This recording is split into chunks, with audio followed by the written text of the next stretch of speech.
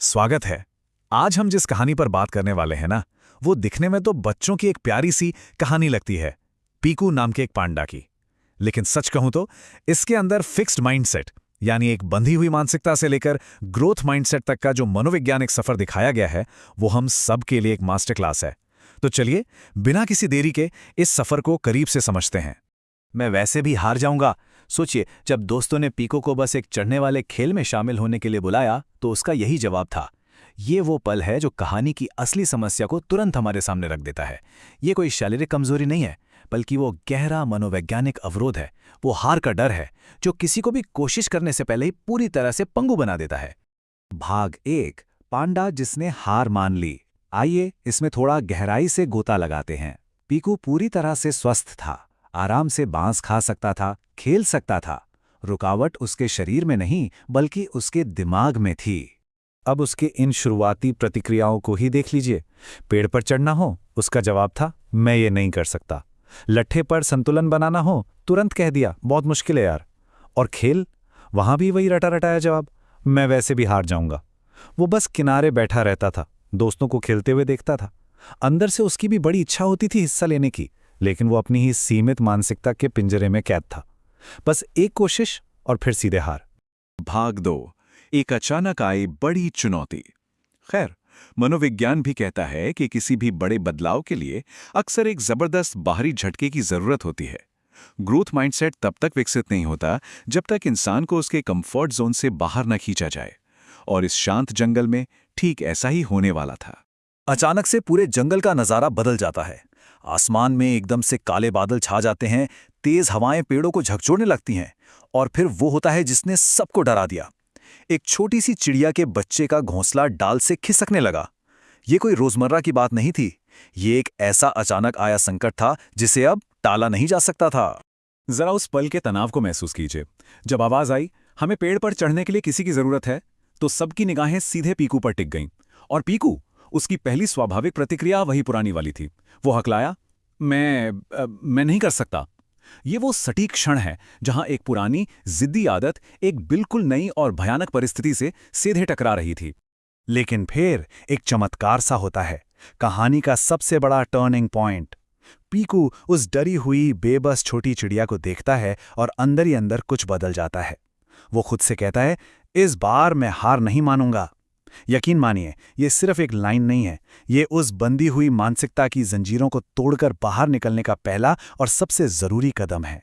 भाग 3, सफलता की ओर चढ़ाई। और ये हिस्सा बहुत ही शानदार तरीके से हमें दिखाता है कि महज कोशिश करने का मन बना लेना तो बस शुरुआत है। असली दृढ़ संकल्प तो तब परखा जाता है जब आप उस चढ़ाई पर कदम रखते हैं। तो पीकू पेड़ को पकड़ता है, लेकिन रास्ता आसान नहीं है। वो फिसलता है, फिर हिम्मत करके एक कदम आगे बढ़ाता है, फिर मजबूती से पकड़ता है, और एक पल को तो वो लगभग गिर ही जाता है। ये कदम हमें असल जिंदगी की याद दिलाते हैं, है ना? आगे बढ़ने की प्रक्रिया में ये रुकावटें, ये झटके बिल्कुल स्वाभाविक हैं। प्रगति कभी भी एकदम सीधी रेखा में नहीं होती। अब इस दिलचस्प तुलना पर जरा गौर करें। कहानी के शुरू में क्या था? मैं ये नहीं कर सकता, एकदम फिक्स्ड माइंडसेट।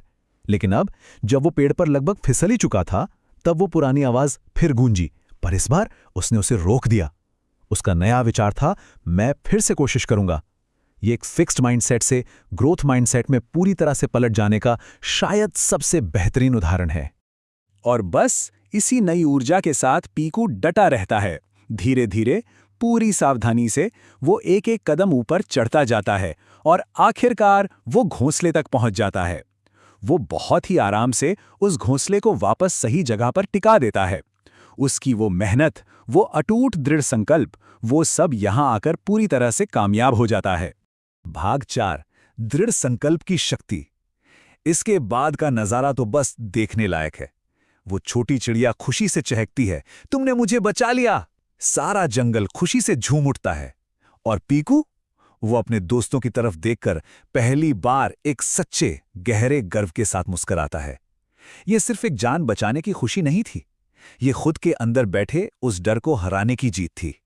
चलिए देखते हैं कि ये सब कैसे एक नए जीवन दर्शन के साथ जुड़ता है। पीकू बड़े गर्व से कहता है, मैंने इस बार हार नहीं मानी। ये सिर्फ उस पल की बात नहीं थी, ये पीकू का एक नया एहसास था। उसे समझ आ गया था कि चीजें शुरुआत में कितनी भी डरावनी क्यों न लगें, बस डटे रहने से परिणाम पूरी तरह बदल सकते हैं। ये ग्रोथ माइंडसेट अब उसका नया मूल मंत्र बन गया था।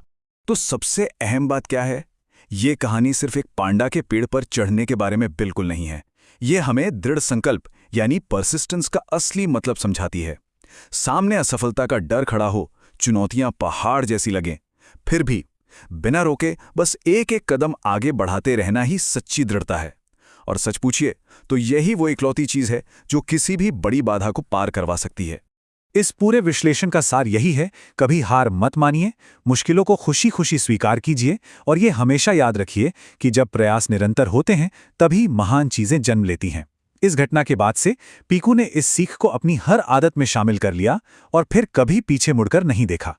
हम इस चर्चा को एक बहुत ही गहरे विचार के साथ खत्म करेंगे। अगर केवल निरंतर प्रयास से इतनी महान चीजें हासिल की जा सकती हैं, तो जरा सोचिए, सिर्फ एक बार और कोशिश करने का वो छोटा सा फैसला किसी को भी किन अविश्वसनीय ऊंचाइयों तक ले जा सकता है। ये सवाल सच में विकास और दृढ़ता की असली ताकत को हमारे सामने खुलकर रख देता है। इस दिलचस्प सफर में साथ जुड़ने के लिए बहुत बहुत धन्यवाद।